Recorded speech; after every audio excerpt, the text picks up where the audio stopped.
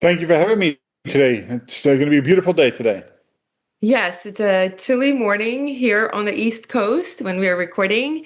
I'd love for you to tell us a little more about what it is that you do. Well, I think that what I do today is I work full time as a mentor to emerging leaders who are really people who have transitioned from high performing doers into roles of leadership or desire to be in roles of leadership, but they're kind of stuck in that valley of despair, meaning that they are struggling to go from doing to leading, and that's why I help people. 30 minutes per week over a 6 month period of time to help and guide and support them through that valley of despair to become highly effective leaders so they can be great moms, great dads, great partners, as well as being great leaders at work. Well, I can very much relate to that because that is almost like a different skill set. And corporate America or any corporation that I've seen, it's usually it's a combination, but sometimes it's you are really good at your function or your job. And that kind of is part of the equation that warrants that promotion after a certain period of time. But then it's like a whole new paradigm and way of functioning.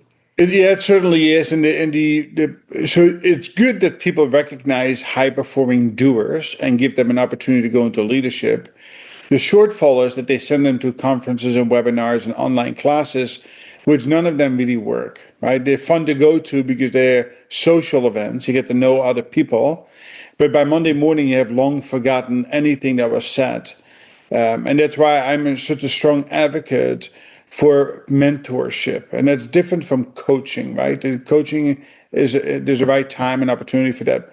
But having a mentor, having somebody to work with who has been there, done that, has gone through all of the pitfalls, has learned sometimes the hard way, that you can work with that particular person over a period of time, that you have a confidant, you have a place to go with your question, an ability to brainstorm and lay out a pathway, but it's all action based that should be measurable.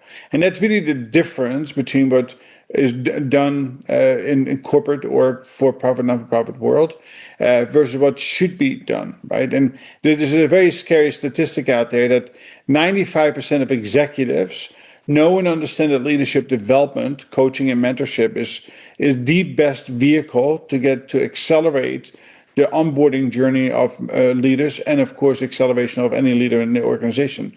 But sadly, only 5% of leaders take meaningful action against that.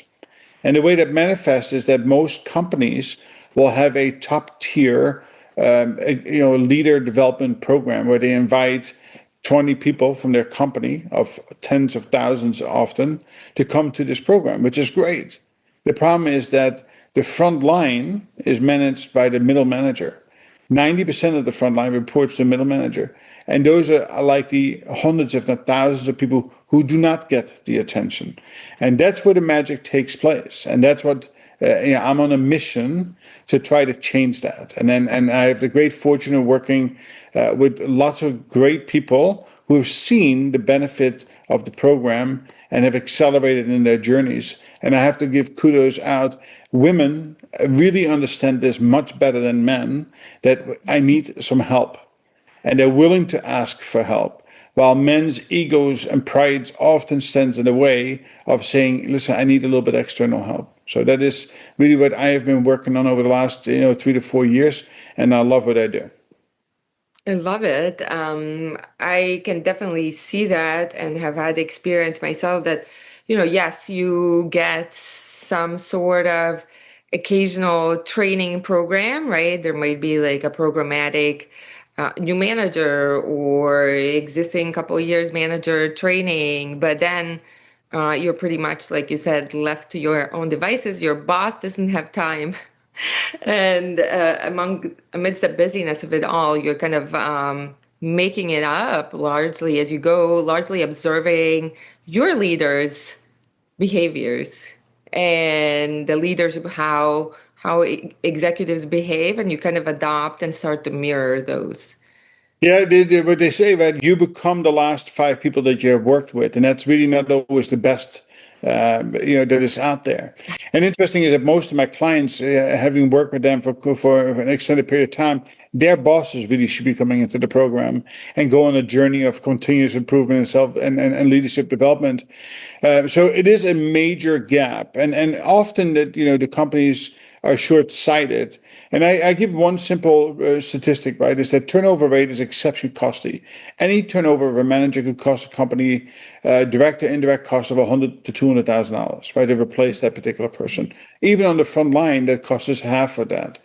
So mentorship is a fraction of that cost, maybe 5% of that, $5,000 or $10,000 for a person. If you can only retain one person, the ROI is amazing. And if you do that for a group of people, the acceleration of leadership and how they interact with the front line, how they interact with the middle management and the executive team will accelerate quality, safety, growth, whatever the company desire is. Again, it is the short-sightedness that, I will do it myself. And as you said, leaders are so busy doing and leading themselves that the conversations that they have with their subordinates is insignificant and not impactful, and certainly not often enough, right? Mentorship needs to be done on a weekly basis. Leaders, anybody who is listening to this, if you want to learn a new habit, which often these things are behavioral based, 15 minutes per day focused on something that you want to improve will lead to sustainable outcomes. The problem is that if we go once a week or once a month for an hour, again, that's not going to help you build sustainable outcomes, right? 90% of those things that we say we're going to do rarely make it to fruition, or certainly not into sustainable outcomes. Instead, what we do is we lower expectations so we can give ourselves a pat on the back and see what I did. But in reality, we often, 70, 80% of the time, we fall short of what we set out to do. So tell me, what are the top struggles that you see for people who are becoming or are these emerging leaders? Well, I think the first thing is time management, right? It is that they are they work 40, 50, 60 hours a week. They think they're effective, and that's obviously not true, right? That is that. Number two is by default, because that's what they know to do, they continue to do. So Mhm. they have a really hard time letting go or learning to delegate tasks that should be done by others. And part of that is because I got where I am today because I did. So therefore I need to continue to do, because that way I can control quality. But the problem is that you end up working 20 or 30 hours a week more than you need to, because you need to, and of course, in order to engage your team through trust building, that is by shifting the responsibility from you as the leader to the performer, that is delayed. Well, if you delay trust building, if you delay and not engaging people, you can be high performing. Right, so the equation that I use is that high performance is the function of building trust multiplied against engagement. And if you work those two things out, right, if you really focus on that first, and that is something that the people need to learn to do, right? It is that they need to learn to balance their portfolio, their day to day between leading and doing, improving and looking for opportunities and working into the future. And that is the biggest, one of the biggest struggles that they have. Yeah, I can totally see that. And it's also comes from the perspective that that's what they know to do, right? That's Of what course. they skill set is, and that's what's gotten them there so far. And it is a completely different than day to day and a different job. So let's say, because we're so conditioned, right? We're so this linear model, right? Even though we say, yes, yes, careers are not linear, we're almost like conditioned, and we like from hiring managers expecting it on resumes to that translating of ourselves expecting to have this like perfect, increasing responsibility essentially within the same, if not similar, adjacent function.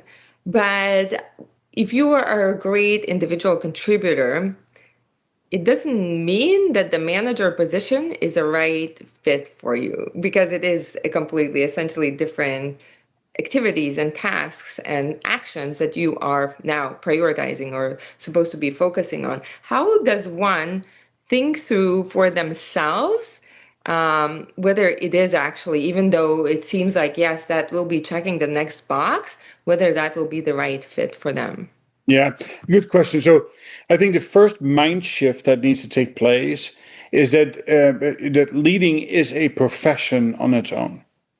Now, interesting enough, when you do your MA, your MS, your MHA, your whatever, and your MBA, they don't teach you leadership as a profession, right? They teach you subject matters that a leader can be responsible for. But they don't really, the gap between what actual leadership is really not being addressed.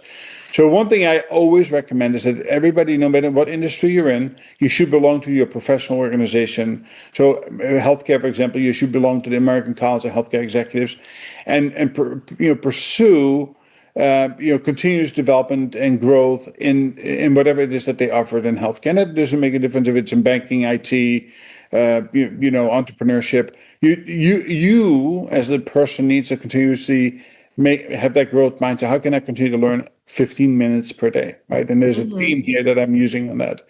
So that's one. The second thing is that I think assistant positions, when you go from the front line, it is a great opportunity to be alongside of another manager as an assistant to really kind of get a look at under the hood, so to speak, of a car to see if this is really something I like. Right? Is this aligned with my values and my ethics? Is this something that can I separate my friendships that I have built as a doer, as a performer, to now becoming a leader, right? Do I find joy in that? And while you learn in that role, right, as a supervisor, team leader, something below the manager level, it is really the right time to seek help. That's when you should invest in yourself and find a mentor, paid or unpaid, or resources that help you get, to really understand what leadership is. So you don't get fall into that trap of doing and then maybe leading from time to time. And it's through that process that you need to be really honest. And of course, a mentor could help you with that. And look in the mirror and say, is this really for me? Right? And don't force a square peg through a round hole. Be pragmatic. If this is not for you, then listen, go be the best performer you can be. Right? Not everybody needs to be a leader. And this silliness about this linear, progression in your career that you have to move up the career ladder, every year, every 2 years. All of this stuff is just imposed upon us, and we need to think about it in a very different light. We get one life to live. And we need to make sure that we live in the best possible way. Yes, we have bills to pay. Yes, we have kids to feed and families to take care of. But you owe it to yourself to find happiness in the roles that you have along your journey. So, and we talked a little bit about that before. Is that making a pivot in your career is something that you likely do. You will take 6 to 7 new roles per career. But making a pivot away from something is far less frequent, and most people are too hesitant to take that. I've pivoted 3 times, and I'm ecstatically happy. And each one built upon the other, but they were separate, were very separate from each other. Be happy to share with you what that looks like. But that is something that we need to really wrap our brains around. Is that 40 years of our life should not be spent unhappy. Right? If you have that anxiety on Sunday afternoon, oh my God, I got to go back to work on Monday morning, maybe it's time for you to reassess. So that's the same thing. If you want to become that leader, find a way to work alongside of another manager in an assistant role or an apprentice role to see if this is really for you. While you do that, seek somebody out who is an expert at leadership, who can teach you, guide you, and establish habits and behaviors of a highly effective leader. And remember, these are mostly behaviors. These are not technical things. That is something that if you do that, you'll do yourself the biggest favor in life. Beautiful. So tell us about your pivots. I'd love to hear. Yeah, so my pivot is that I started early on I always wanted to be a doctor. And I lived in Holland, and how I came to be with that is that I was riding my bicycle as a 14-year-old kid on my way home from school. Every day riding the bicycle 6 miles to and from, right? The kids around here Uphill. no hills in Holland. So sorry, we have wind but no hills. But unlike my kids going by the yellow school bus every single day, a farmer across the road got hit by a car, and he lay in the middle of the street as literally it happened right in front of me, and he laid in my arms dying, and I felt completely helpless, and he ended up dying, and I left that accident. I said I will never be in that position again, and from that point forward, I always knew that I wanted to have a career in healthcare. Now, the two things happened in that period of time, which is of course pivotal.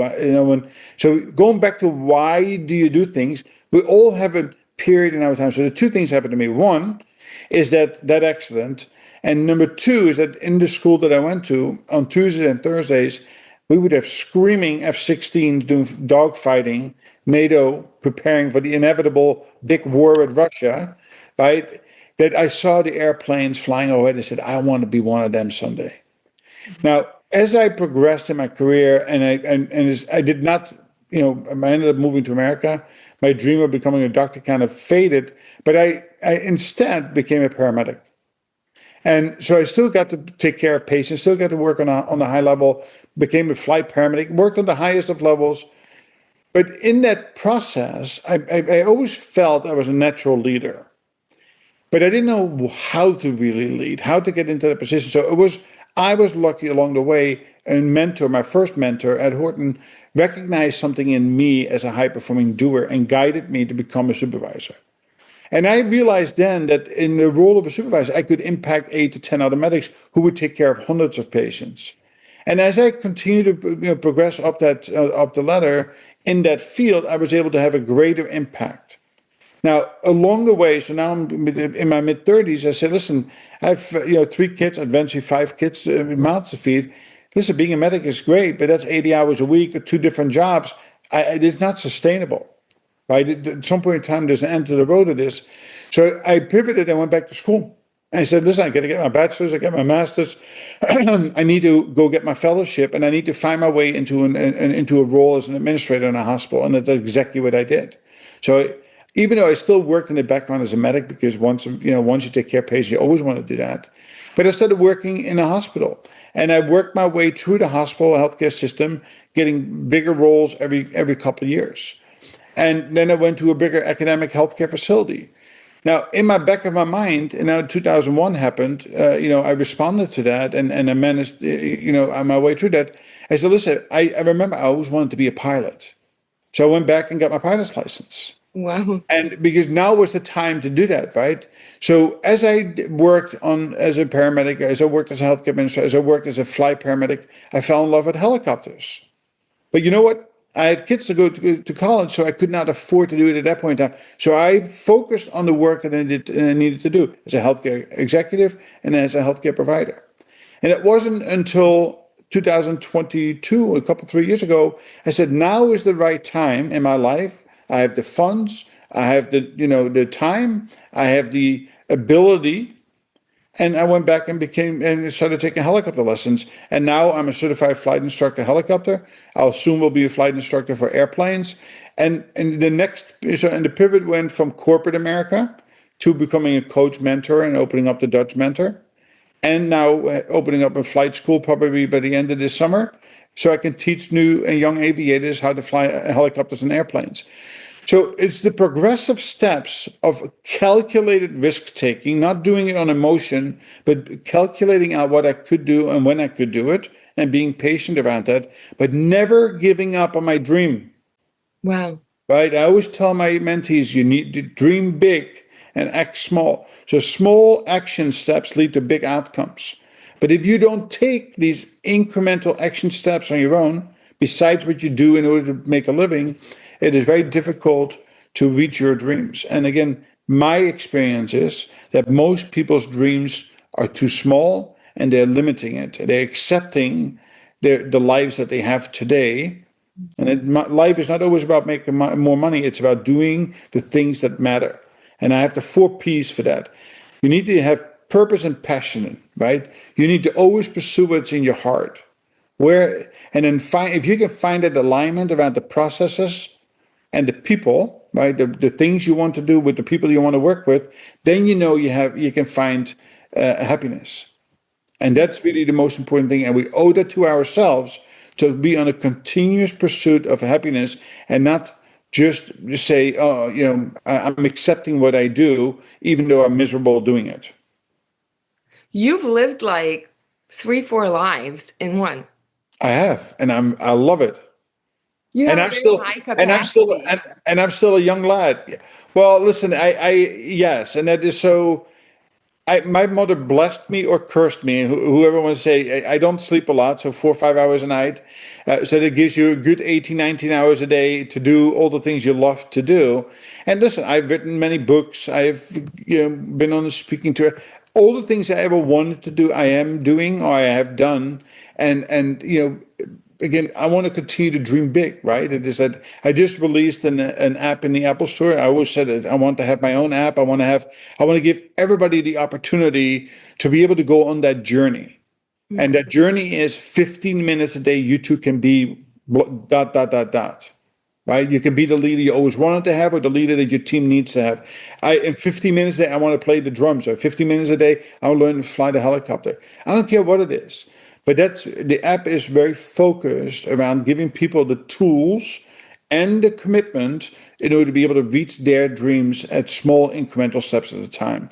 And that is something that was important. So, I set out to do that. I had a vision. I put pen to paper.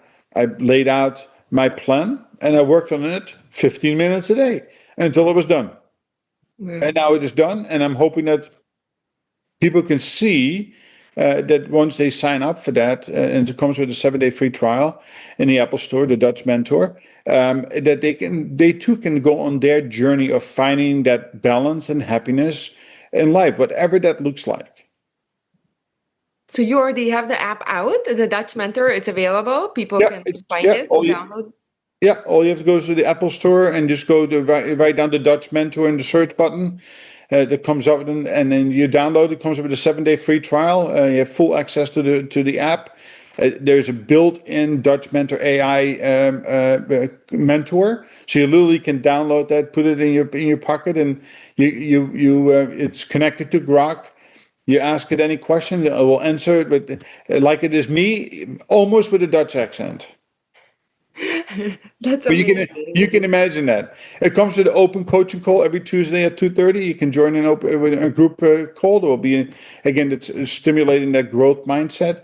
Every day there is a short 1 to 2 minute growth mindset video that will be shared. I shared it on LinkedIn, on Instagram, and YouTube, all at no cost.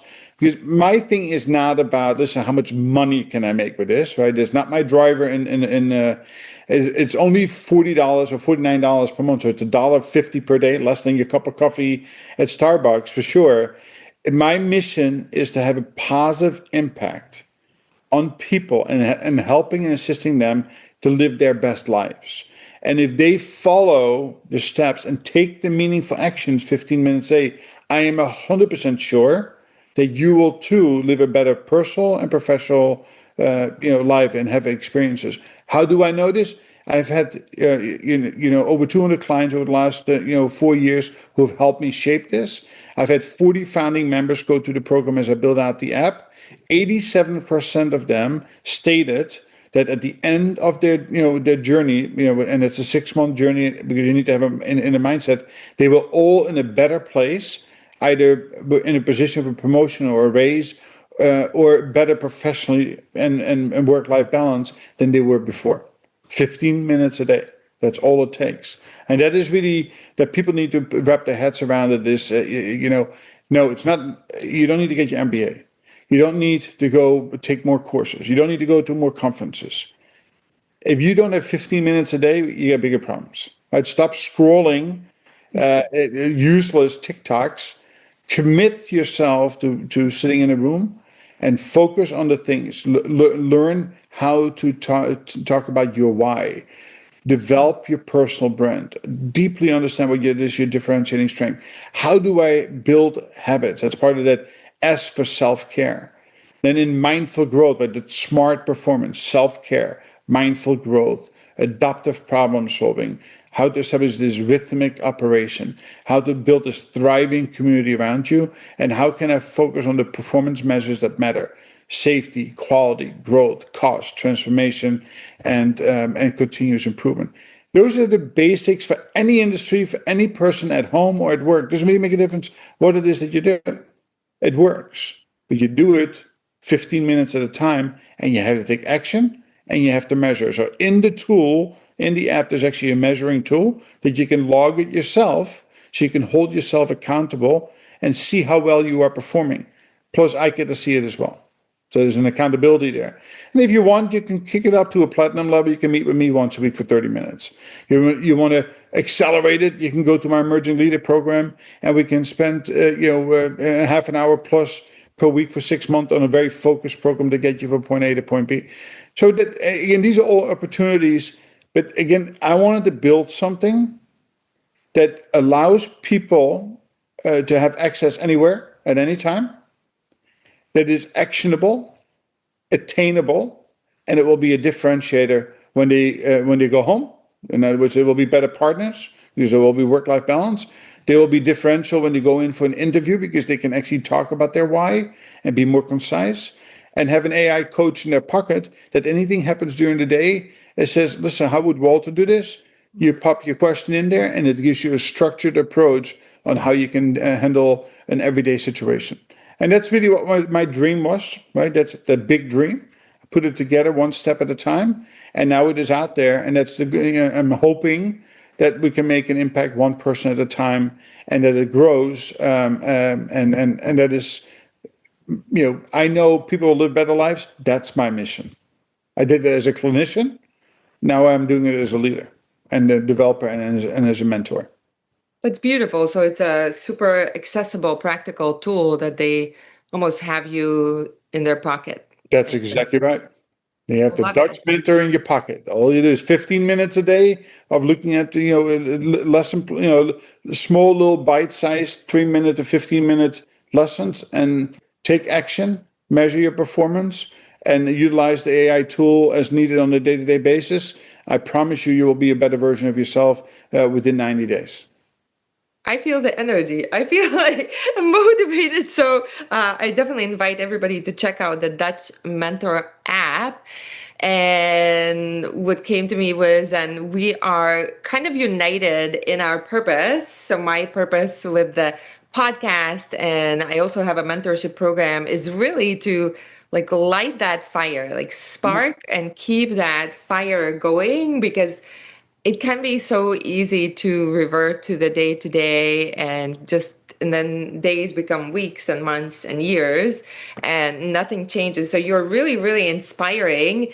And I wanted to ask you, what is your process like? Because, from, like you said, clinician to leadership to now mentorship and coaching, consulting to flying. What is your process to come up with these ideas? Because I see, and I've had it myself, where we have so many ideas, but that also can be paralyzing because it's like, and now what? Like, it's too much to take action on. Yeah, so a very good question. So the first thing I do every single morning when I wake up is I go to a period of priming or visualizing. So I literally lay in bed and for the first 5 minutes, and before I do anything else, I just think about what it is that I have accomplished, what it is that I want to accomplish, and what it is that I need to do today to take one step closer to what it is that I want to do. And the thing is that to keep that in check, right, it is that you cannot do too many things. I have a rule of three. You never do more than 3 things, ever, period. Okay. That's one. The second thing is that for your day, you generate a priority list, not a to-do list. Right? People generate to-do lists all day long and they get nothing accomplished, or they work on the wrong things first. So you take your to-do list and you make it a priority list, and you weigh things to the point of importance. So Gary Geller wrote a great book called The One Thing. I recommend it to anybody who's struggling with time management. It is that we need to focus in on what is that one thing that has the greatest impact on everything else. That's the philosophy. And you do it with the first, second, and third thing. You make time to do that when you do your best thinking. So that's how I start my day. Now, the great thing today with AI, you go to my AI mentor, you put in the mentor, into the Grok, and so listen, I have 5 things to do. This is the first, second, third priority. Develop me a plan for today on how to execute upon this, and it will give you a structured plan on how to do this, hour by hour, minute by minute, and it all depends on how detailed you want it. So again, it helps you structure your day so you don't get stuck in this procrastination, and you can measure your performance, how you progress through the day by keeping that little piece of paper on the side or electronically. It doesn't make a difference. The key is that I always say is that work one thing at a time, right? Oh, and when I go speak to people, I ask people, I say, raise your hand if you're a multitasker. And everybody goes, oh, I'm a multitasker. I'm proud of myself. I said, well, all of you are dropping the ball somewhere. Because you know what? Our brains can barely walk and chew gum at the same time. So multitasking is not something that we're good at. And I use the example is you and I are on the Zoom call right now doing this podcast. Well, you pick up your telephone and do a text. A simple text. You do this all day long. But if you do a text and listen to me, something is missing. Either the text is not as good as it should be, or our conversation or you listening is not as good as it should be. And the sooner we realize that we cannot multitask, in other words, we have to remove the noise around us and to zero focus in. Now you can accomplish a lot more in that 15 minutes that would otherwise take an hour to do. And so I teach my folks, when you have an office, red, yellow, and green cards on the door. And when you put a red card up on the door, don't talk to me, don't knock on the door, don't text me, don't do nothing unless the building is burning. I'm focusing. Yellow, I'm focusing. If you really need me, contact me. Green, hey, come on in. Right? We need to learn to really laser focused, zero noise around us in order to be able to do our best work. Just like I'm doing right now with you. Right? I turn the television off, my phone is upside down, it's on vibrate. I have my dog sleeping next to me. But the thing is that I am with you. I am present in our conversation. Now, if you really think about it, our brains are very active all of the time. My brain is trying to pull me to something I need to do after this call or wanting to look outside. Learning to resist those distractions and allows you to work with great focus, which is one of the key responsibilities of a leader, will lead to better outcomes and less time, so you have more time at home for your family and the things you like to do, enjoy doing outside of work. So that's how I start my day. Priming, prioritizing, habit building, making sure that I understand why I'm doing the things I need to do every single day, and then actually go out, do them, and measure them. Focus. I think that is like, it seems simple, but like everything in this world is designed to pull you away from it because we almost start to function or we function throughout the day while looking at our phone, like from Instagram to texts. So it's like a natural kind of a battery drain. Yep. It is. So I have a podcast called Smart Performance, and I had a great doctor on, Dr. Lapuma. And he is actually an advocate. He was a doctor, nutritionist, and a really great advocate on healthy living. But he identified through his research that the biggest obstacle today that we experience, we don't have enough daylight. In other words, we are so wrapped up in artificial light from the second we get up to looking at these stupid little screens, reading, scrolling. But he has discovered that if you want to, instead of taking antidepressants or go outside, the first thing you do is go outside. And you say, so how in the world did he ever figure that out? Well, anybody who owns a dog who needs to get up and go outside and let the dog out and go pee, actually they live a healthier life mentally and physically speaking, because they have more daylight. They get more sunlight. Now, sun is not the thing per se, because places in the world we have limited sun, but going outside is the key. And think about that for ourselves. That we get so wrapped up in the things we do from the morning part, we don't go outside. So the challenge that he says from this point forward, if you don't even have a dog, just go to the window and look outside or step outside of your door and just breathe deeply for 60 times and take in the air. take in the light. It will help you with all of these endorphins in our bodies, from dopamine to to oxytocin, to all of the things that matter in our body. It regulates our cortisol, regulates our inner systems. It is tremendously helpful. And you know what? I've been doing that ever since, and it feels that way, right? So that's an actionable takeaway. Doesn't cost a dime. It's something that's very easily done. But the problem is habit building, right? It is no different than on January 1st. I'm going to lose weight, right? I'm going to go. I'm get myself that membership at the local gym. I go 3 times the first week, twice the second week, 1 time the third week, and I go back 4 more times the rest of the year. We as human beings are horrible at building healthy habits. But so once you realize that in your priming session in the morning, when you get up, before you get up, you say to yourself, the first thing I need to do is go outside and breathe.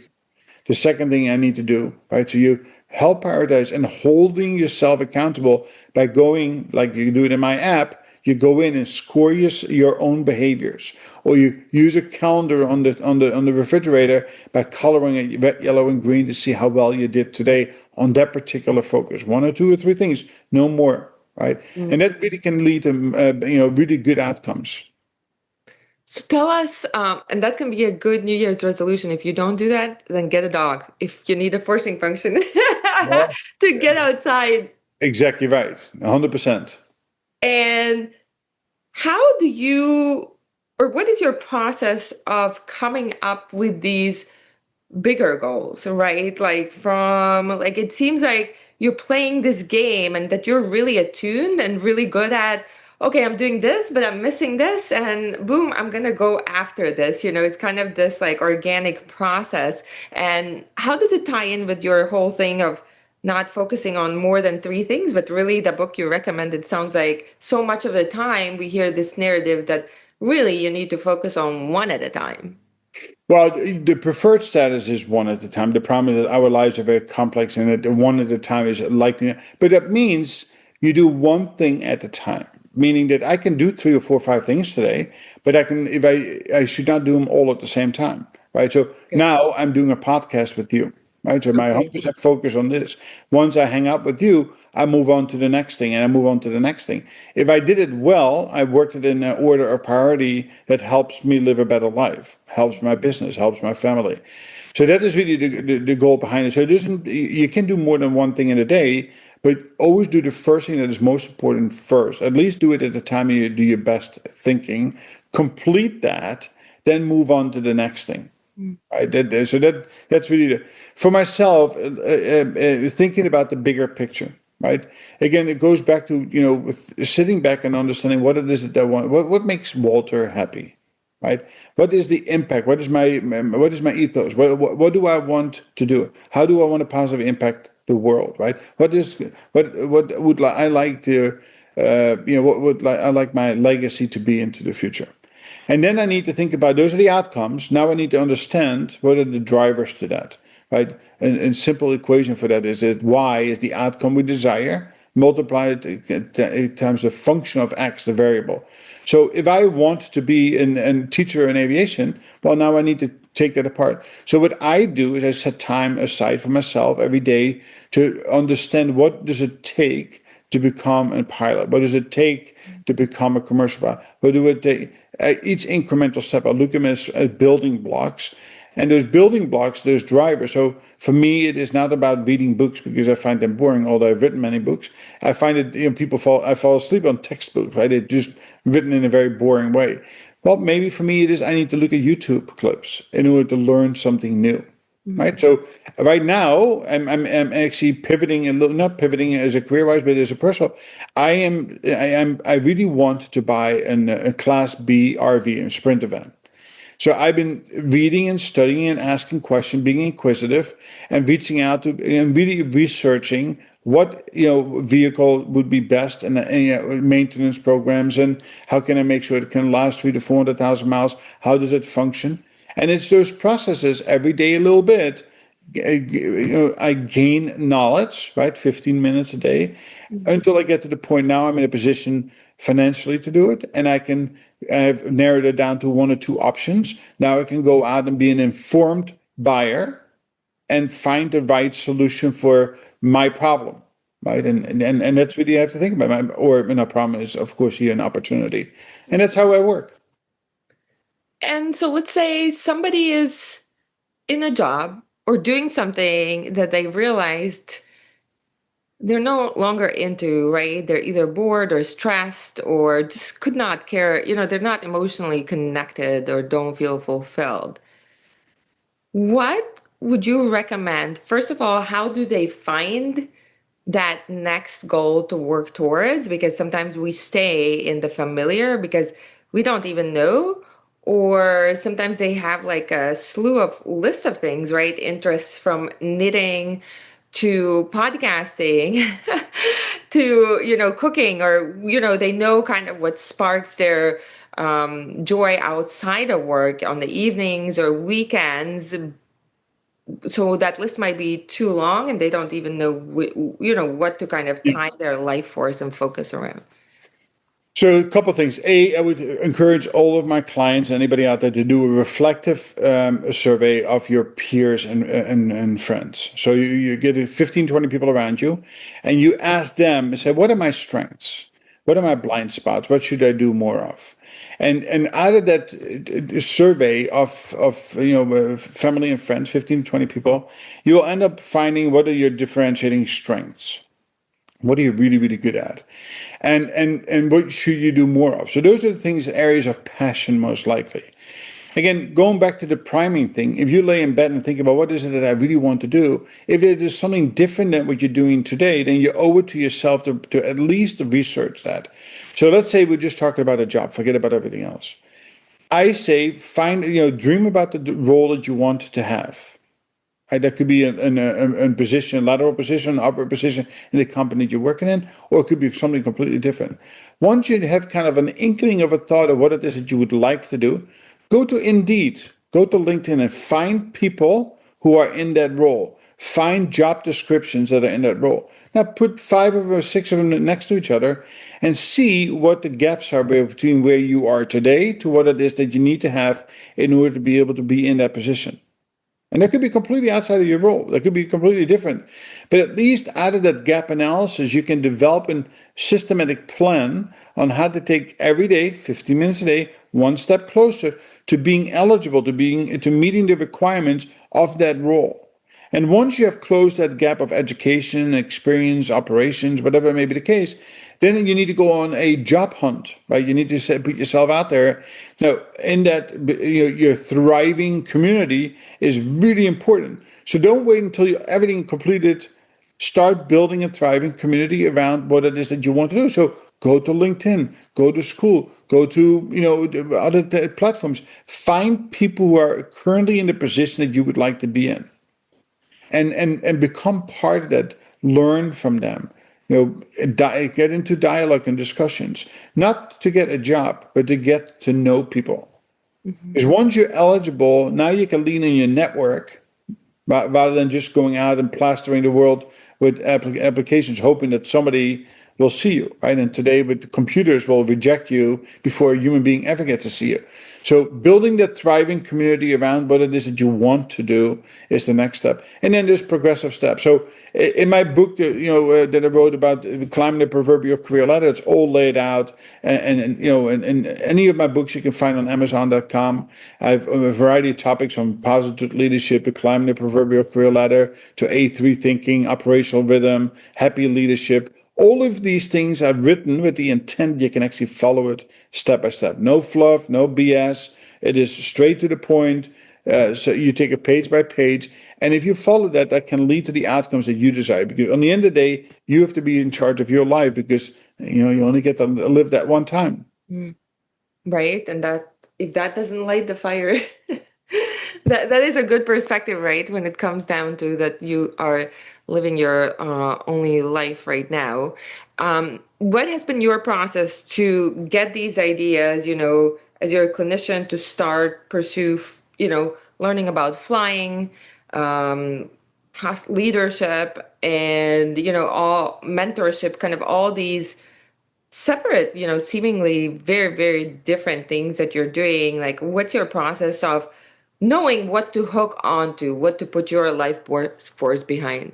So, I mean, there are two things, and to be honest with you, one has to be financial, right? Because I have a mortgage to pay, if kids are sent to college and stuff like that. So, I have to think about how can I make the most in the least amount of time while it is still aligned with my ethics, my morals, and my mission in life, right? So, clearly, when I worked as a paramedic, I loved doing what I was doing, but it was also backbreaking, literally backbreaking work. The income of that was just not going to support five kids and send them to college. So I had to pivot into healthcare administration. So I went back and got my, like I said, my bachelor, my master, my fellowship, and I started working, inside of healthcare and worked my way up the chain into the C-suite over a period of time. By doing that, I was able to spend less time making more money, right? So that was important.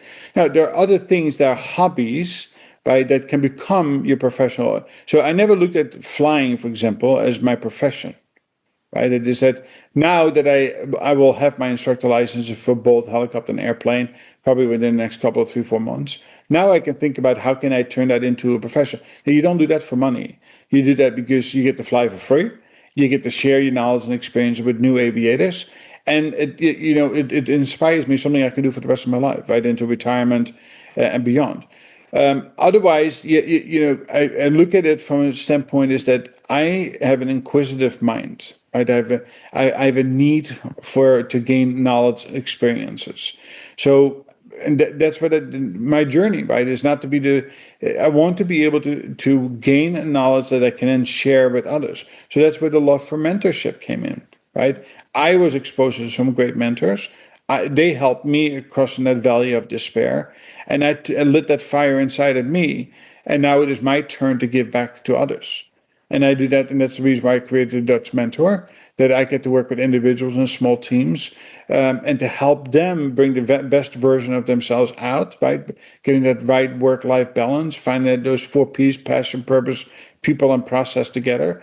And how can they now bring value to the companies that they work for? Right? By reducing overtime or improving bed turnaround time or improving, error rate or whatever may be whatever may be the case. There needs to be a tangible outcome because we feel better if we have outcomes that we can measure for yourself or for the people that you work for.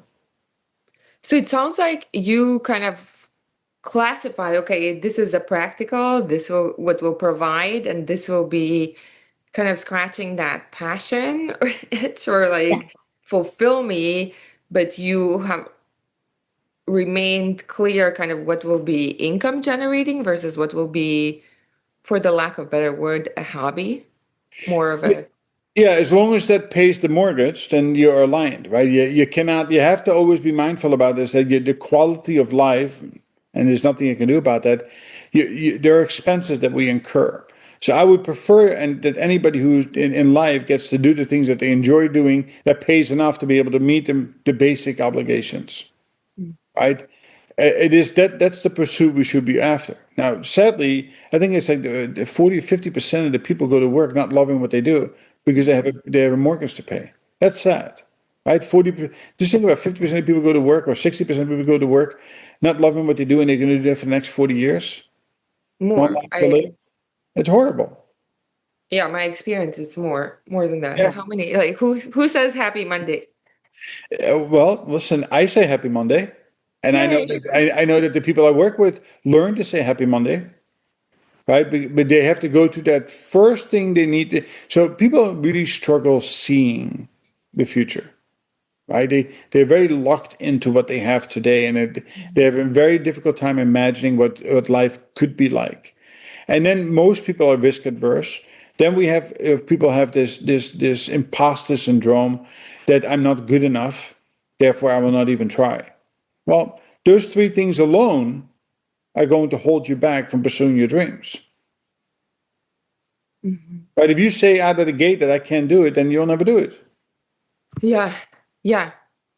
You Let know? me ask you this, like I could talk to you for a long time and I'm mindful of the time, but can you, if you have this passion or this drive or really this, call for something that would fall into more of the non-practical bucket, right? Where, where you, at the first glance, you might say, well, it could be like teacher would be a very simple and understandable example, but it could be crocheting, right? It could be flying, like what you're saying, that's more of a hobby. But isn't that there's some point where if your heart and soul are behind it, then even the least practical thing, you can end up making money with it and a living. So yes, so you have to start out with a yes, right? But you have to be pragmatic and realistic at the same time. So listen, I would love to play the saxophone. Right there, across the room from me is a saxophone, an alto saxophone. I don't even know how to read a sheet of music, but one of my dreams has been to learn how to play that. So I know that once I put my mind to it, so I have it here. I have not made that mental commitment to it, but once I do, I will do it 15 minutes a day. And listen, it would be unrealistic of me to say this, I will play good enough to be able to go to a bar or stand on a street corner and make money.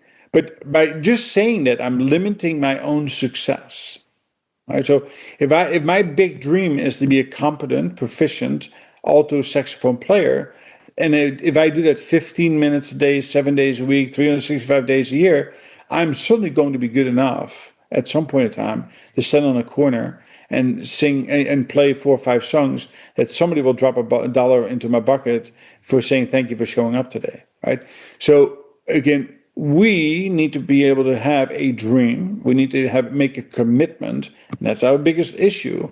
We are hesitant to commit, and we are not good at habit forming. We don't because we don't follow through, we don't measure, and therefore we will never do. You know what came to me as you're talking is that if you have that one idea that might be the unrealistic, it might be the saxophone or the equivalent, but to make that work, then you need to have like zeroed in, like obsessive focus. It can be 15 minutes a day, right? So, so the 15 minutes a day is a mindset, right? So, if you do anything 15 minutes a day, I guarantee you in 120 days you will be better at it than you were when you started, right? So if I'm going to run a business, Elon Musk wants to send a rocket to the moon, and then he wants to go to Mars. Well, listen, he can do that 15 minutes a day, Yeah. right? But he can build a company that's laser focused on an objective Yeah. and put all of his time and effort and money into meeting that objective. So Yeah. the same thing for you, right? If you want to become a teacher, then all of your efforts need to go into becoming that best possible teacher ever. And that's where people fall short is that they lose focus after a week or two, Mhm. or they have all that noise coming in of people saying you can't do it, or the brain is telling you you can't do it. And that's the thing that we need to overcome. Mm. So change, we are the worst enemies to change, right? We have to overcome the resistance to change in order to make progress. And we too often give up too soon, so we will never get to do the things we were set out to do. And that's the difference between, do you think that Jeff Bezos sat in his basement in a garage when he put Amazon together, that he was thinking that he was going to fly rockets and that he was going to send drones to deliver packages? Right? No, of course not. Do you think that Apple Computer or Netflix, for example? I used the Blockbuster idea. Blockbuster is the perfect example, by the way, for this. So Blockbuster had it all. 3,000 stores nationwide. They had VHS, they had Betamax, they even got into CDs. People could come to the store and pick out the movies, go home, and have great family nights. But they got lazy. They became complacent. They stopped dreaming. They were so satisfied with what they had, the fastest growing chain in the United States. And then Netflix came and they sat in the basement and started thinking, well, listen, the customer doesn't want to leave the house. How can we bring it to the customer? So they first came out with automated machines that was everywhere, that you just go and you pick up a CD and watch a movie and throw it in the garbage afterwards. And then they said, listen, we can even do better. We can stream it into the household. What did Blockbuster do? Well, they talked about it, but never did anything about it because they thought they had the world by the. And now Blockbuster has one store left open somewhere in the Midwest, and that is a museum Well, Netflix is one of the largest companies in the multimedia industry today because they keep innovating. You, as an individual, cannot become complacent and become lazy. If you want to pursue that dream, if you want to become something you are not today, then you owe it to yourself to go after that with with doggism to every day. And that's what the philosophy is. 15 minutes a day, you too can be dot dot dot. You don't do the 15 minutes, you don't put all your energy into that particular bucket, the likely outcome is anything less than that. I love that. And I can definitely see your talent for leadership and articulating ideas and motivation. So, very, very beautiful, beautiful thing that you're doing in the world. I loved your advice about if you're unclear, ask people around you.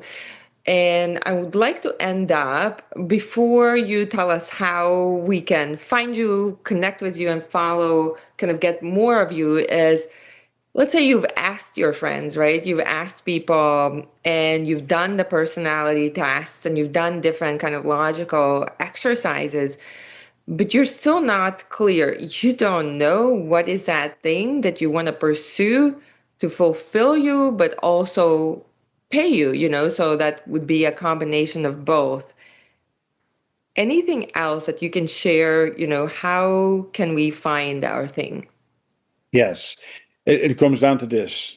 The first step you can do on your own.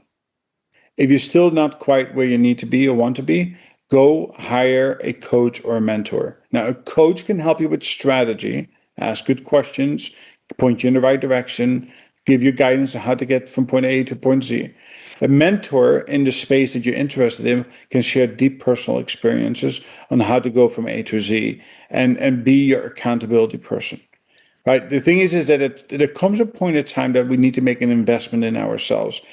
So I put the investment this way, right? So a lot of people are struggling. Well, I can't afford to get a coach for $5,000 a year or whatever the cost of it is. I said no. I said I want you to think about it. Reframe that. If you get a $10,000 raise or $15,000 raise, in other words, if you're a middle manager making $100,000 a year, get a 10 to 15% raise or promotion because you earned that because you invested in yourself and you have earned that now. If you take that ten to $15,000 at a 7.7%, compounded interest over the next 30 years, that's $1 million. So you, by investing $5,000, can earn $1 million if you put the time and effort into it to reach that dream. So if there's a new role that gets you $10,000 more, that's $1 million in 30 years. Right? So you owe it to yourself to not be short-sighted. We are so quick to spend $7.50 on a shitty cup of coffee from Starbucks. And by the way, $7 times 30 days is $210. I bet you can find yourself a mentor for, my basic platinum service, $3.99 a month. Right? So, I mean, you get to meet with me for 30 minutes. Trust me, that 30 minutes you spend with me plus whatever other time you need, that will pay off dividends within the next 12 to 18 months. That will get you $1 million in 30 years from now. That's the investment you need to make in yourself. So the answer to the question is this: if you can't find the right answer for you, hire somebody to hold you, to help you, through that maze. Find that focus and then execute upon that. Now, some things like underwater basket weaving is not going to make you any money, but if that's what your true love is, a mentor can help you to become an expert in underwater, basket weaving, right? So it's not always the money that matters on the end of the day. It is finding your happiness, and and put a dollar value on happiness is very difficult to do. I love it. And it also ties into this mentorship aspect to the leadership. I mean, exactly what you were saying. You can try and spend kind of years on trial and error yourself, or kind of the right kind of mentorship just accelerates your how fast and how focused you can Yep. move through, how precisely you can move through it. 100% correct, and that's exactly why I have a stepped approach, right? If you cannot see yourself making that investment of $300, $400, $500 a month in yourself, which again I find it's short-sighted, then at least go to use the app, right? Be committed to making yourself the best version of yourself. So go on that 90 to 120-day acceleration journey. The app, $1.75 per day or $49.99 per month. We all can afford that, right? So but it comes down to making a commitment. It's signing up is one thing, doing is another thing. It's the doing piece and holding yourself accountable that is often the shortfall or the limiting factor to you reaching your dreams. And that's where a mentor can come into play because, like it or not, if we pay for things, we're more likely to do it. That's why we should not give things away for free, right? Anytime you give it for free, there's really no action on that. Yeah. Right now, it goes contra, right? The $49.99 a month is contra to what I just said because it's not enough money that people say, well, if I don't do it, I feel like I'm really losing a lot of money. It's $1 a day, right? But if you say $500, now it becomes a little bit more serious. If it's $1,000 a month that you're paying for something, well, I'm better showing up. I'm better put my work into it so I have a return on my investment, right? And on the end of the day, we are driven by that, right? So we have to establish that burning platform. Right? We need to have that deep desire. We need to make that commitment. We need to measure our output in order to get the things we want in life. And if you don't do that, 70 to 80, even up to 90% of the people fall short of that. And that's on you, that's on nobody else. I think I have the name title for the episode. So make a commitment to your dream. That's right. Absolutely. Absolutely. It's pivotal. That's extremely important. Without commitment, and remember, this is rooted in behavior, not technical skill, right? It's just your behavioral capacity. So I'll give you one more last equation. High performance as an individual is a combination of a technical skill multiplied against behavior. We often know how to do it, but we just don't have the behavior to do it. And in leadership and in work, you will see is that when things fall apart, we as leaders tend to go back and reteach the technical part of the job over and over and over, but we don't address the behavioral capacity. That's what the root of the problem is more often than not. It's our behaviors that hold us back from reaching our dreams and our performance that we need for ourselves or for our employers. We know to be healthy, we need to move and we need to eat well, but it's a disconnect between the knowing and the doing, right? Exactly right. That's why make it something that is more meaningful. Anybody can do things 15 minutes a day. If you say you have to exercise for 30 minutes, people say, oh my God, I have to do this. I have to do that. No, 15 minutes a day. So Dr. Puma and I were talking about that. They said, you can stand at the window, just look out the window and breathe. That's all you have to do. Get daylight for 5 minutes first thing in the morning. Then walk around your living room for 5 minutes, raising your legs up to your waist level. And for 5 more minutes, swing your arms. Now you have 15 minutes of healthy living to start your day. Costs nothing, takes 15 minutes, and if you really want to scroll your TikTok at the same time or listen to the news, but do it. And that's the problem that comes in, that people will do it a day here and a day there, and then they won't do it for another week or two. And that's where the real change, and that's the resistance to change we need to overcome. You need the burning platform, and it shouldn't be the heart attack. It shouldn't be the burnout. It shouldn't be the layoff. These things should not be the instigators. It should be about, today is a new day, right? Today needs to be better than yesterday. Yesterday is a bad check. Tomorrow is not here, so we need to live in today. I love it. It comes back to the being present, being attuned, having a strong signal. And even if it is a layoff, even if it is a rejection, even if it is a firing, use it as the best of reasons. Exactly right. How can people find you, follow you, and connect with you, Walter? So I would encourage you to go to thedutchmentor.com. That's my website. You can find all the information you need to find. You can always book a free strategy call with me. I love talking and connecting with people. And again, that's where I'm a relationship kind of person. There's no sales pitches there. I would strongly encourage you to follow me on LinkedIn. You can find me under the Dutch Mentor or Walter Dusseldorp, or Instagram or YouTube. Lots of information sharing and the dialogue that takes place that helps you continue to grow. For those of you who are ready to make a commitment, go to the Apple Store, download the app. It's a 7-day free trial. Use it as the introductory to changing your life. Right? It's self renewal, but you can cancel at any time. $1.50 a day or $49.99 per month. Start that journey. Start following the steps. Listen to that 15 minutes a day. If you need help, you can always bump it up to a platinum membership program, or even go into a more deeper commitment me on a one-to-one basis. But start. That's the key. Start. Hold yourself accountable. Measure the outcome, and you too can be anything you want to be 15 minutes a day.